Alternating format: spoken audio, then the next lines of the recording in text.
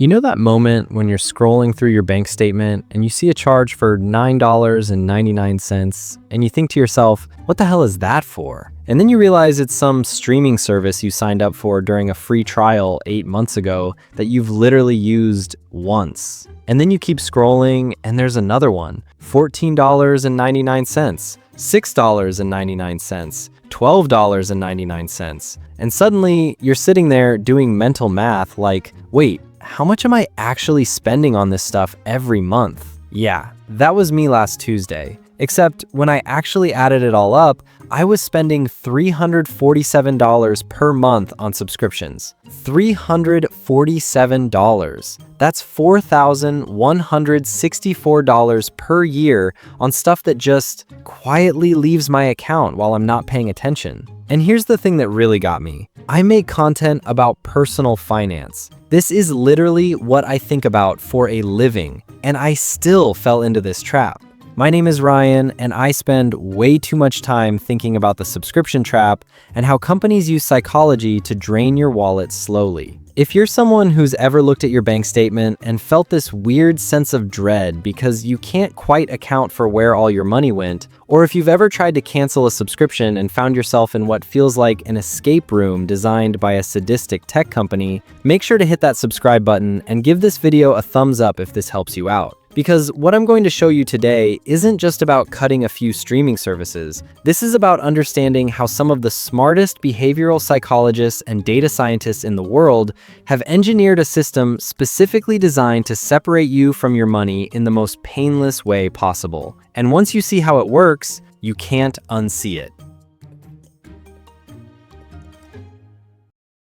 So let's start with the math, because the numbers here are absolutely wild. The average American now spends $219 per month on subscription services. Now, you might be thinking, Ryan, that seems high. I don't spend anywhere near that much. And look, I thought the same thing. But here's what most people don't realize. They're counting Netflix, Spotify, maybe their gym membership. They're not counting the software subscriptions, the app upgrades, the Amazon Subscribe and Save that they forgot to cancel, the cloud storage, the meal kit service they used twice, the meditation app, the language learning app they were definitely going to use this time. A study by C+R Research found that people underestimate their monthly subscription spending by an average of $133. Think about that. We're so disconnected from these charges that we're off by more than $100 when we try to guess what we're spending. And it gets worse. West Monroe Partners found that 42% of consumers forgot they were paying for a subscription they no longer used. 42%. Almost half of all people are literally paying for things they don't even remember signing up for. Here's the math on what this actually costs you. If you're spending that average of $219 per month on subscriptions from age 25 to age 65, that's $105,120 over your lifetime. But here's where it gets really interesting.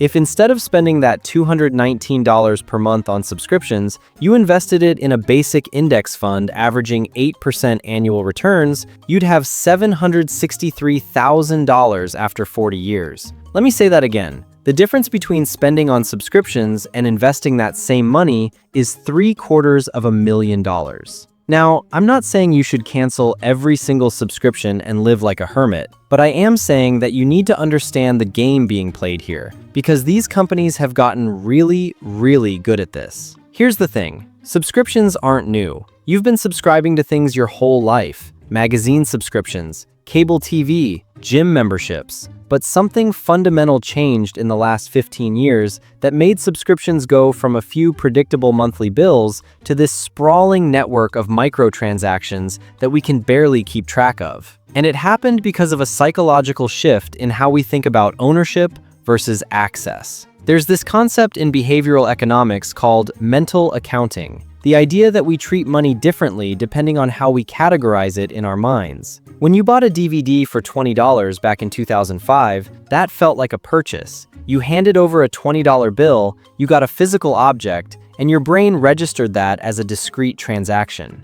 You felt that purchase. But when you're paying $15.99 per month for Netflix, your brain doesn't process it the same way. It's not a purchase, it's access. It's a utility, like water or electricity. And here's the really clever part. Because it's so small compared to your other monthly expenses, it doesn't trigger the same pain response in your brain that spending does. There's actually research on this. A study published in the Journal of Consumer Research found that the pain of paying, the actual negative feeling you get when you hand over money, is significantly reduced when payments are automated, small, and frequent, rather than large and one-time. Your brain literally feels less pain when you're being bled slowly than when you make a single large purchase. Companies know this. They've known this for years, and they've built entire business models around it. Now you might be thinking, okay, Ryan, but I'm careful about this stuff. I only sign up for free trials, and I cancel before they charge me. Yeah, so does everyone else.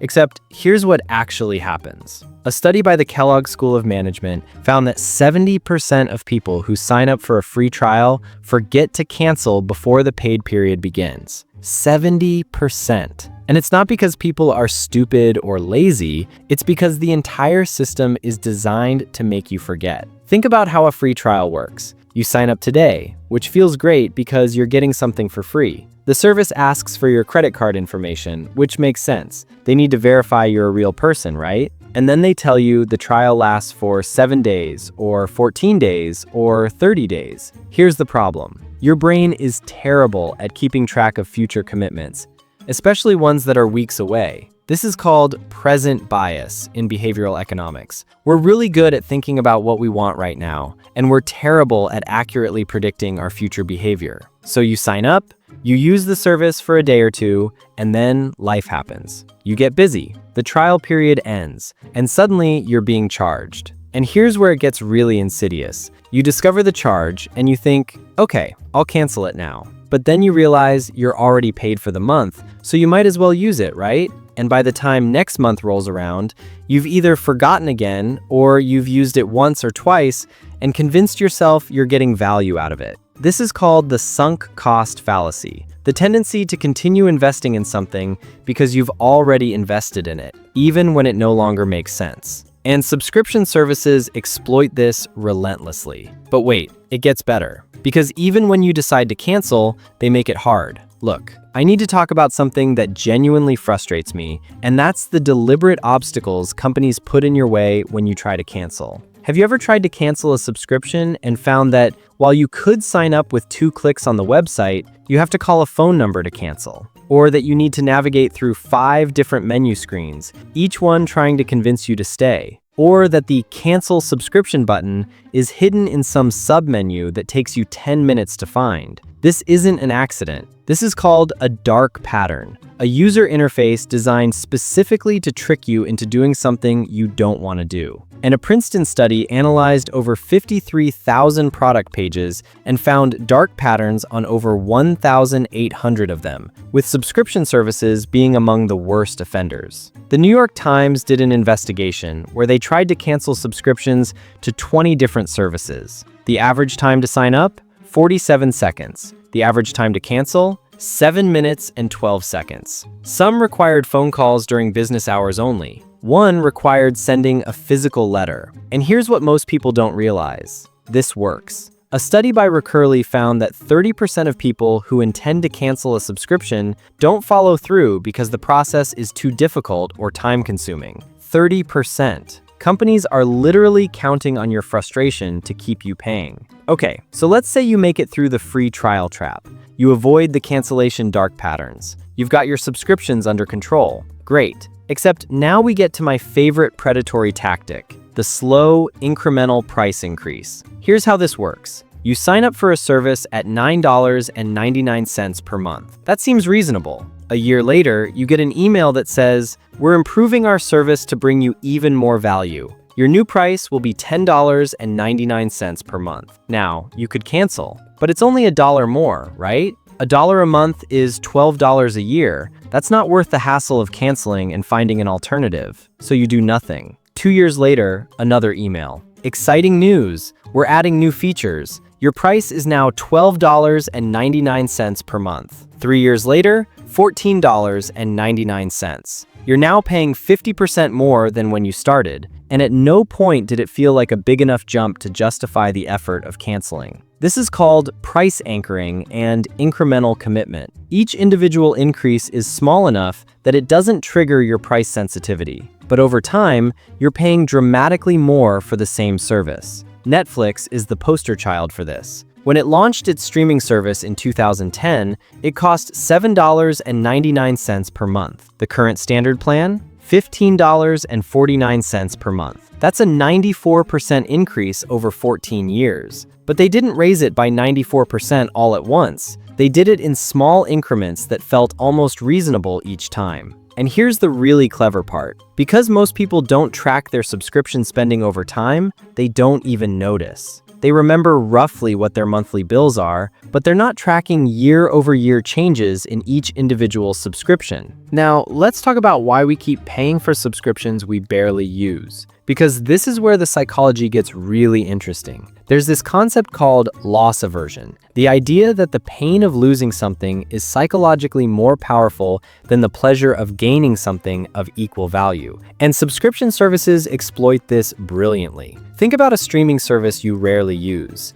Maybe you watch one show on it every few months. You know you should cancel it. You're paying $12.99 per month for something you use maybe 6 times a year. That's over $2 per use. You could literally rent those individual shows cheaper, but you don't cancel. Why? Because what if there's something you want to watch tomorrow? What if they release that new show everyone's talking about and you don't have access? You're not thinking about the $12.99 you're spending. You're thinking about the potential regret of not having access when you want it. This is fear of missing out combined with loss aversion, and it's incredibly powerful. You're essentially paying for optionality, the option to use something, not the actual use of it. Here's a thought experiment. Imagine I offered you this deal. You can pay me $150 per year, and in exchange, I'll let you borrow my pressure washer anytime you want. You might use it once or twice a year to clean your driveway. You'd probably say no, right? That's a terrible deal. You could just rent a pressure washer for $50 the one time per year you need it and save $100. But that's exactly what you're doing with half your subscriptions. You're paying for constant access to something you use occasionally, when you could just pay for it the few times you actually need it. Here's where it gets really interesting, and this is something that not enough people talk about. The real subscription trap isn't any individual service, it's the ecosystem. Think about Apple, for example. You buy an iPhone, which seems like a one-time purchase, but then your photos fill up your free 5 gigabytes of iCloud storage, so you upgrade to the 50 gigabyte plan for 99 cents per month. Then you try Apple Music for free, and it's convenient because it's built into your phone, so you keep it at $10.99 per month. Then you see Apple TV Plus has that show you want to watch, so that's another $9.99 per month. Then you add Apple Arcade because your kids want games, that's $6.99 per month. Then Apple Fitness Plus because you already have an Apple Watch, that's $9.99 per month. You're now spending $38.95 per month on Apple services alone. That's $467 per year. Over 10 years,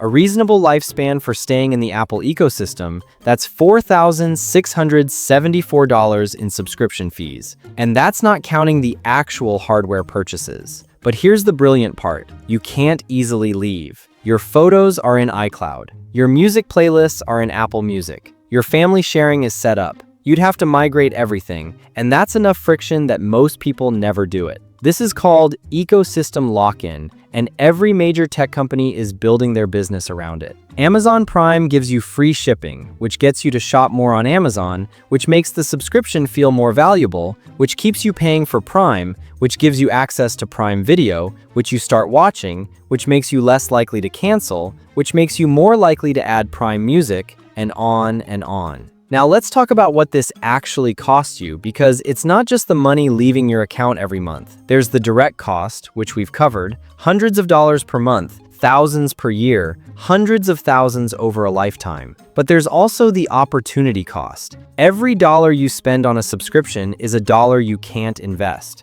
And because of compound interest, dollars you spend in your 20s and 30s are worth dramatically more than dollars you spend in your 50s and 60s. Let's do some math. If you're 25 years old and you cut $150 per month from your subscription spending and invest it instead in a target date retirement fund, by the time you're 65, assuming an 8% average annual return, you'll have an additional $524,000 in your retirement account. But here's the cost that nobody talks about: the psychological cost of financial fog. When you have 15 or 20 active subscriptions, you lose track of your financial picture. You can't easily answer the question, how much do I spend per month? You don't have a clear sense of where your money goes. And this creates a low-level anxiety that most people don't even recognize they're experiencing. There's research on this. A study in the Journal of Consumer Psychology found that people who have unpredictable or hard-to-track expenses report higher levels of financial stress, even when their overall financial situation is stable. The uncertainty itself is stressful,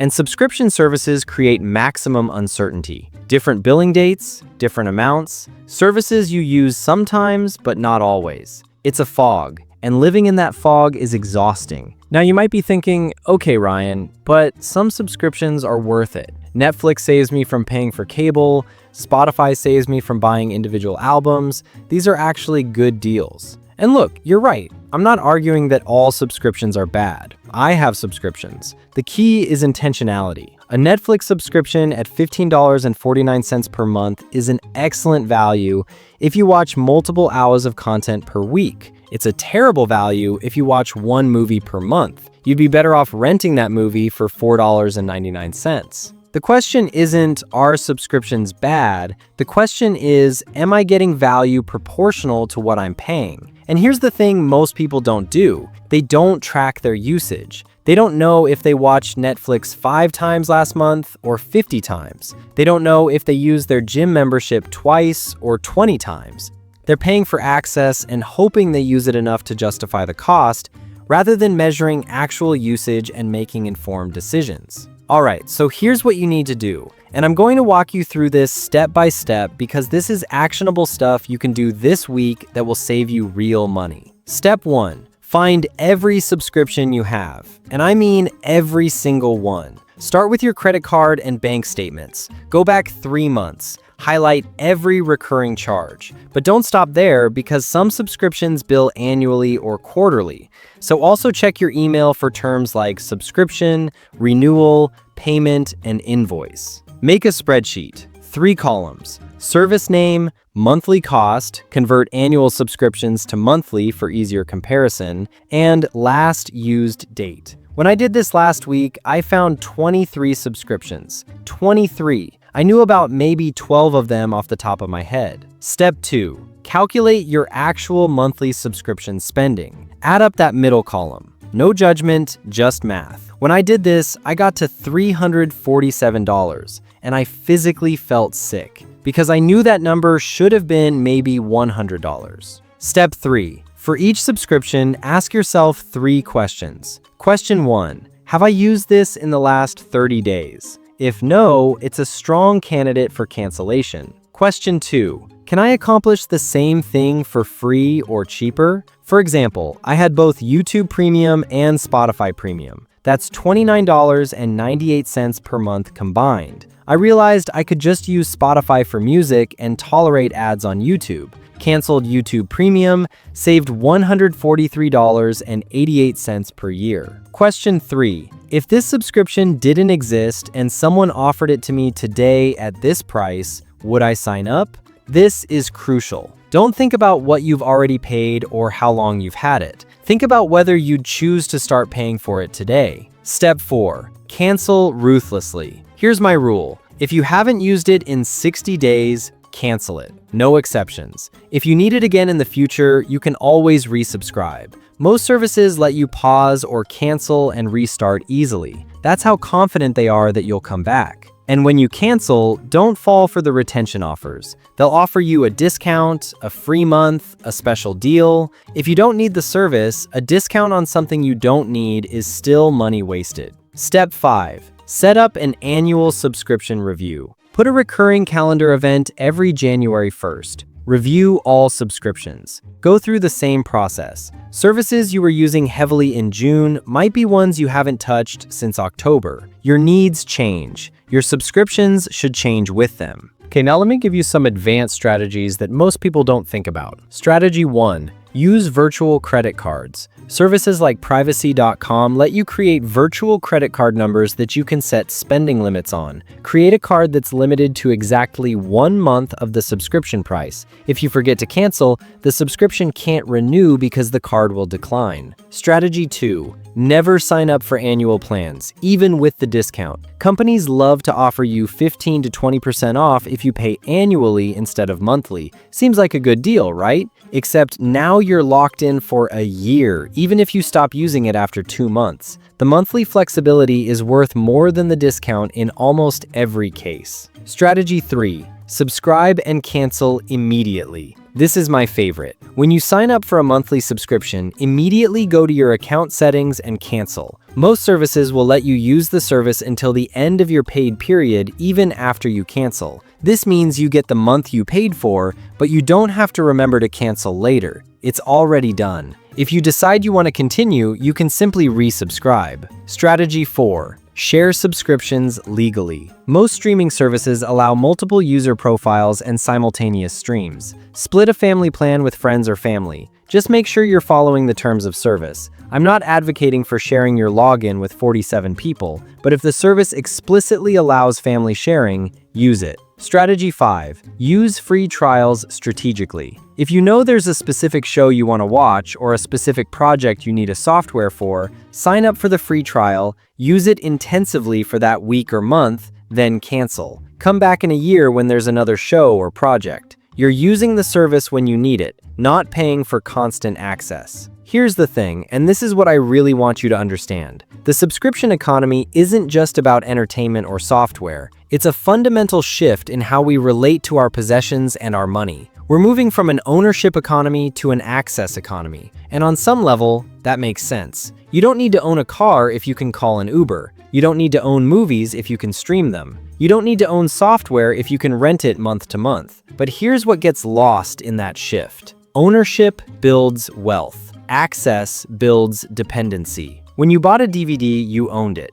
You could sell it. You could lend it to a friend. You could watch it as many times as you wanted with no additional cost. When you subscribe to Netflix, you own nothing. You're renting access. And the moment you stop paying, everything disappears. And this compounds over time. Think about how much money previous generations spent on music. They bought albums and CDs and built collections. That was expensive up front, but once they bought it, they owned it forever. Now think about someone who's been paying for Spotify for 10 years. At $10.99 per month, that's $1,318.80. And what do they own? Nothing. If they stop paying tomorrow, their entire music library disappears. I'm not saying subscriptions are universally bad, but I am saying that we need to be intentional about the trade-off between ownership and access, because companies have a huge financial incentive to push us toward access, and most people aren't thinking critically about whether that's actually better for them. So here's what I want you to do today, right now, if you can.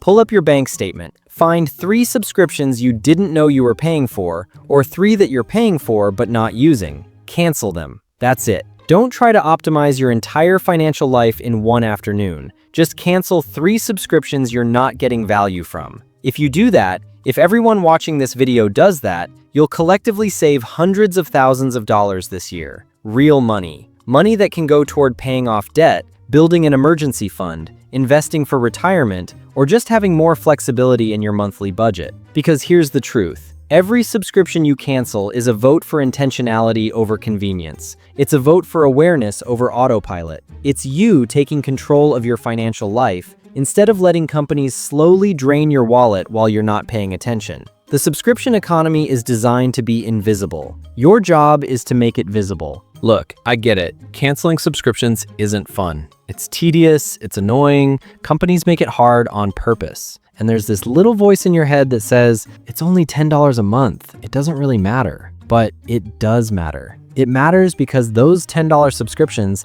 add up to hundreds of dollars per month. It matters because that money represents hours of your life that you worked for. It matters because every dollar you waste on something you don't use is a dollar you can't spend on something you actually value. And it matters because being intentional about your money is how you build wealth. Not by making six figures, not by finding some magic investment, but by paying attention, by making conscious decisions, by refusing to let companies exploit your inertia and your psychology. So do the subscription audit, cancel the stuff you're not using, and every time you see that extra money in your account at the end of the month, remember, that's your money. You earned it, and now you get to decide what to do with it, instead of letting it silently flow out of your account while you're not looking. If this video helped you, hit that like button. If you want more content about taking control of your financial life, subscribe to this channel. And if you have questions or you want to share how much you're saving by canceling subscriptions, drop a comment below. If you want to understand how one single hour can shape your entire financial future, watch the video on your screen right now. It completely changes how you think about money. I'm Ryan, and I'll see you in the next video.